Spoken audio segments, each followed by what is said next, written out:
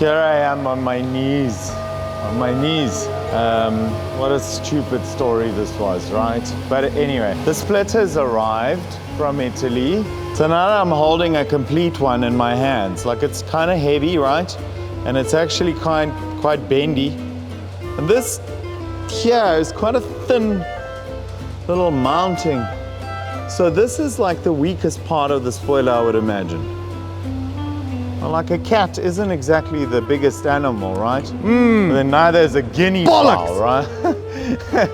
And we all know the damage those fucking bastards can do. It's now the satin black finish.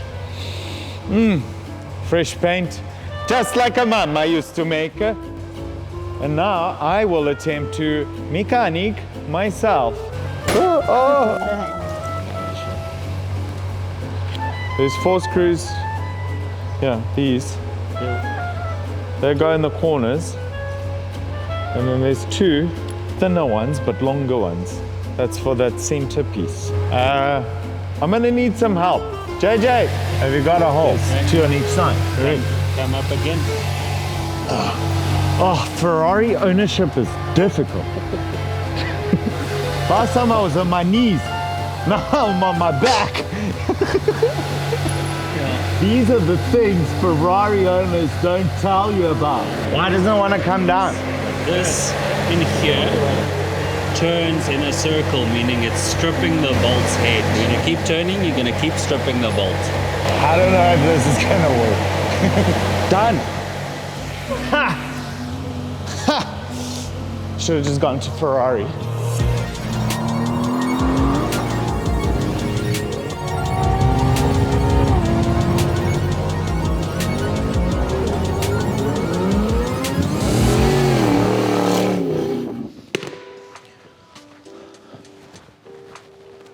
Welcome to our new YouTube video. For those that haven't subscribed to the Mother City Car Company YouTube channel, please subscribe now, right now. Or if you don't want to subscribe, then you can just stop and go away and not watch this video and not enjoy it and not be entertained and not have an amazing time. So,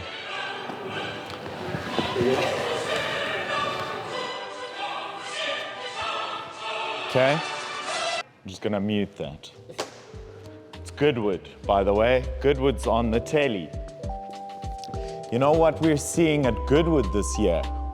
The new Denso 100,000 horsepower electric car. The new Bing Bing, the new Ling Long. I have not seen so many Chinese cars going up Goodwood. I'm coming to a point where I can no longer deny and we can no longer close our eyes and block our ears and pretend that the Chinese cars are just fly-by-night and they're gonna fall apart and blah, blah. Warren Buffett-backed BYD. Chinese car maker BYD is now in top spot. What I am not ready, though, to do is to start buying and selling them. Because, oh God, I'm not ready, okay? I don't know what's gonna happen in the future. What I think I need to do is just, get back to what I usually do, finding the most exciting, low mileage, sports, luxury, modern classic, premium cars that have depreciated and offer those to public for an attractive price. And hopefully sell those to the public over the public buying the Chinese new car. One car that I am particularly fond of and have been absolutely obsessed with for many years, ever since I owned one, is a Maserati Quattroporte V Sport GTS. In the late 90s, Fiat, who at the time was the owner of both brands, handed 50%, which is a controlling stake of Maserati, to Ferrari. Then Luca de Montezemolo presided Ferrari. And Luca took this brand on and basically resuscitated it as the Grand Touring sort of sister brand of Ferrari. Maserati's been around for over 100 years, 120 years. The Alfieri, the Maserati brothers, Alfieri Maserati was the sort of spearhead, their leader, and they were big into racing. They just wanted to go race cars. Eventually, they started to diversify into these sort of grand touring, luxury performance cars. I know a man who has a very special 60s Maserati. It's called a Mistral, and it has quite an interesting history, not only in the Maserati timeline, but also for this friend of mine. So we're gonna go and visit him, and we're gonna go and speak to him about his experience with Maserati and the specific car that he has. Ray, hello. Good to see you as always. Ray has in many ways mentored me and guided me along my journey, and he has time for me and I have all the time for him. This thing, it's got no tailgate, which is its giveaway. Giveaway of what? That it was the radio Jeep. It was 24 volts and had a very long aerial. Antenna, yeah. And you'd be shouting at all the people, go left, go right, here come the Messerschmitt. What the hell was that? And you had a driver, and on top of the batteries, you had an oak sitting here.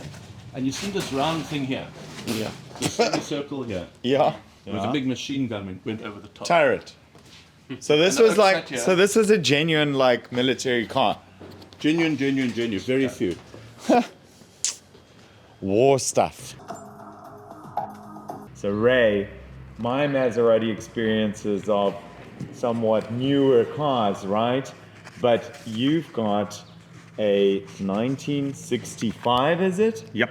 Maserati Mistral. They were built from 1964 through to about 71. Sure. But I was fortunate enough to have a 1959 Mistral. It came to this country on a world tour, and when it got to the Rand Easter show, the then Minister of Finance for this country, he looked at the car and said, wow, this is a fantastic car, I've got to get it for my brand new son-in-law. The Italian said, no, but it's got to go to America now. He said, no, in this country, when I say something, it happens.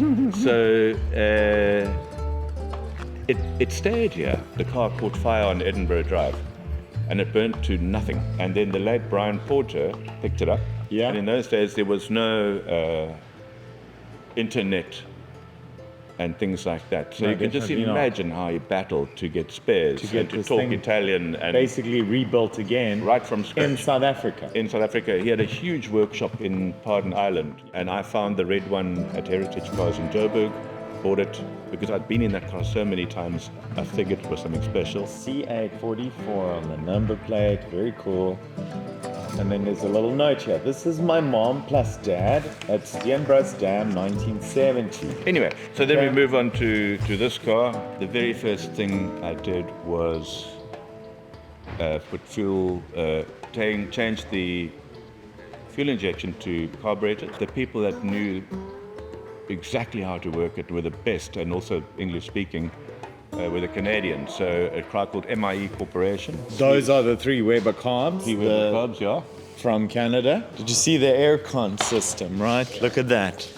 Yeah, you just, there's one on the passenger side, that's just to cool yourself. My dog likes that. 1965 disc Yeah, brakes. 1959 I had disc brakes. Wow, okay. I did not think so.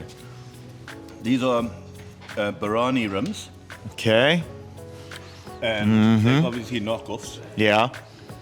Obviously, By knockoffs, it doesn't mean they're fake or replica. Straight from Timor. They're knockoffs because you got to knock this thing with a rubber mallet to undo the wheel. This is classic car, Africa, classic drive, Baines Club in a 65 Maserati Mistral. Sort. Here it is. The final word on the Mistral comes from the two young gentlemen who pulled up next to us at the traffic light on our way back to town. Sorry?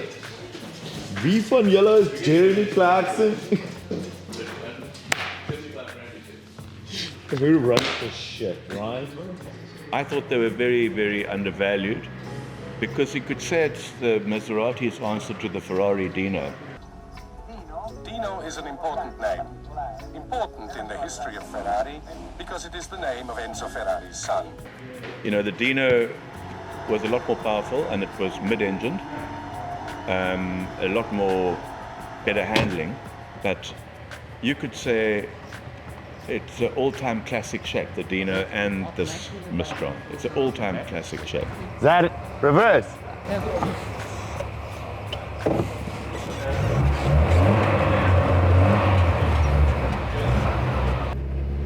Like any Maserati, this car requires some warming up. Now that I've driven it a little bit around, I'm very comfortable with it. The gearbox, you know, the synchros aren't amazing, but it goes in quite nicely once it's in the gear. There's a little bit of clutch slip, but it's also forgivable. And look, it's even got a little bit of power.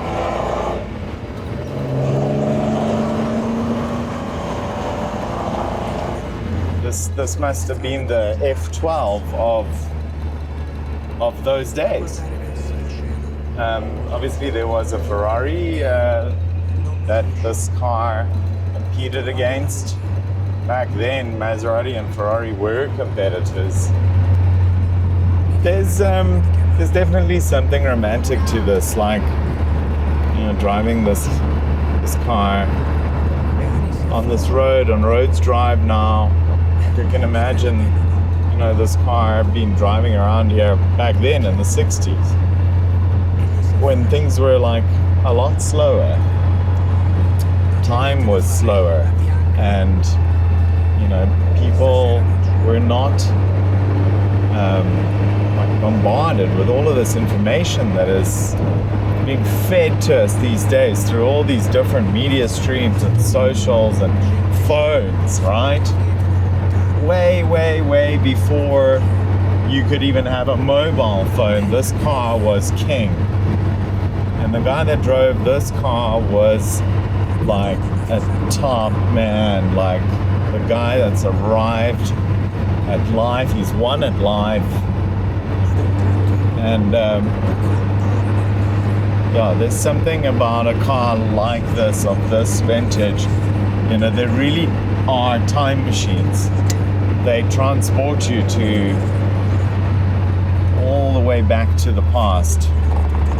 And when you slow things down a little bit and look around and feel the mechanical aspect of this car and smell the smells of the interior and a little bit of fuel, a little bit of oil, all of this, like, it kind of helps you land in the moment. And there's something really beautiful about that. Whew, that was nerve-wracking. Jeez, okay. It's got no side mirrors, like, it's bizarre. So Quattroporte Sport GTS, just to come back again to this model, because this is the one you want, right? Like many of these niche, low-volume automakers, you always want to try and buy the last of the model. It's the sort of swan song, last of generation, special edition, 1,800 odd cars built, only about 28 cars brought into South Africa. We have now transacted and handled at least 7 of them, which is quite a big number. Almost, you know, 1/3 of all Quattroporte Sport GTS is delivered in South Africa. I have bought and sold. So we've been on a bit of a shopping spree, and we've doubled down on Sport GTS QP5. Luca's vision was that he got tired of seeing Italian government and influential figures. Whenever they've been shown on TV, they would be arriving in a luxury German car. So, no, we cannot have this. And the new Quattroporte V was developed more of a bit of like a bit of a limousine, you know, so it had this kind of purpose. But it was, however, still developed on the underpinnings of a true red-blooded sports car. There is quite a lot of movement towards this generation Maserati at the moment. And we're seeing it online, we're seeing it on social platforms, because the product is great. And yet it hasn't followed the same path as many like iconic cars and has doubled and tripled in value. For under R1 million, you know, it gives you like four-door Ferrari vibes, straight up. Homeboy's gonna like edit. Actually, after that, I'm super keen for a drive. This is my old car. Carbon interior, red contrast stitch, and Nero Pastello, that's the color of the car. It's a flat black, non-metallic. My first personal Italian exotic. This is what this car was for me. It was a huge thing. And it still makes me feel absolutely special every time I get into it. I adore this car. It now has 78,000 kilometers on the clock. When I owned it, 2021, can't remember exactly when, but in 2021 I bought the car with 25,000 Ks on the clock. I owned it for a year, put 10,000 Ks on it. I've sold the car 3 times since then. One important factor of all of this mileage, and that I know this car for all these years and all this mileage, nobody has ever had any real issues with this car. It has been absolutely wholly reliable. It did not give anybody a hard time. It did not leave anybody stranded, and it did not cost a fortune to maintain and run and repair. It's got image, it's got sound, it's got performance, it's got brand equity with this Ferrari Maserati era, and I absolutely love it. And you should too. Tiny penis. You got a tiny penis. That's what they kind of assume. But I think they just assume that because they don't have a Ferrari. And they're trying to justify that the lack of penis size is the only reason why I achieved having a Ferrari. But it's actually much more than just that.